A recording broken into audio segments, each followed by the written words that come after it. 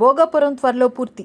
భోగాపురం విమానాశ్రయ నిర్మాణాన్ని రికార్డు సమయంలో పూర్తి చేసి అందుబాటులోకి తీసుకువస్తానని కేంద్ర పౌర విమానయాన శాఖగా బాధ్యతలు చేపట్టిన రామ్మోహన్ నాయుడు ప్రకటించారు. విజయవాడ, తిరుపతి విమానాశ్రయాలను అంతర్జాతీయ విమానాశ్రయాలుగా తీర్చిదిద్దుతామన్నారు. Taken charge as the Civil Aviation Ministry of the country, and I am feeling extremely happy to be given this responsibility of leading the very important ministry not only in the country but also in the entire world.